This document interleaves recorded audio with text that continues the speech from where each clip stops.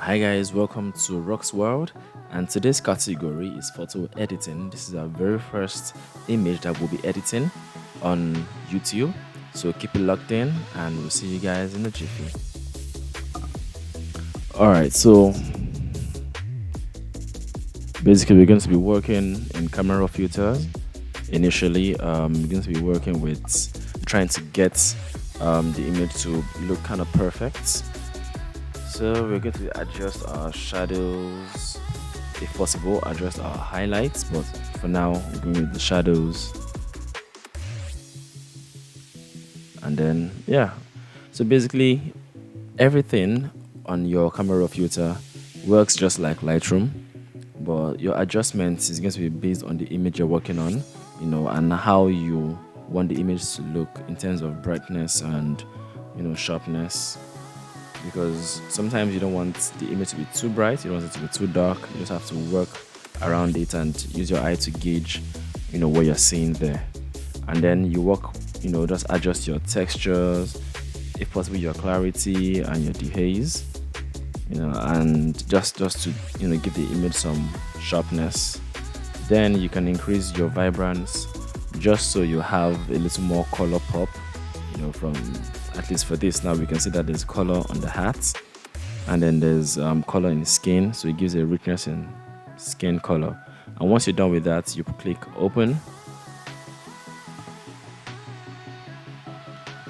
Yeah, so now we have our image opened, and as usual, first of all, what we want to do is create a duplicate of the layer. You always work on a duplicated layer. And then we go to our select, we go to subject, and then we say, oh, okay, we want to, so basically all this process we are doing right now is to change the color of the background, or to adjust the background to fit what we want in this image.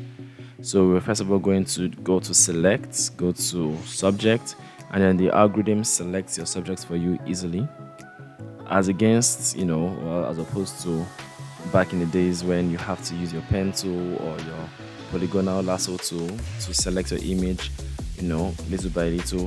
This makes your work, your workflow a whole lot faster and better. So yeah, once you've made your selection, you select your polygonal tool and then you create a new layer, that is layer via copy, and then now you can work on the layer below it and just move overhead. Yeah, so that white was too bright, and then we decided to pick a color from the image that we're working on here. And yeah, if you're a retoucher or you're an aspiring retoucher, professional retoucher, you'd have to have a hue on tab, you'd have to have a welcome tab, because that makes your workflow so much easier when you're using your brush. Because of the pressure sensitivity in the welcome tab or the hue on tab, you would be able to know, okay, I want a light tone here, I want a dark tone here. So when you press the tab, the stylus on the tab, then it gives you more color or more pressure.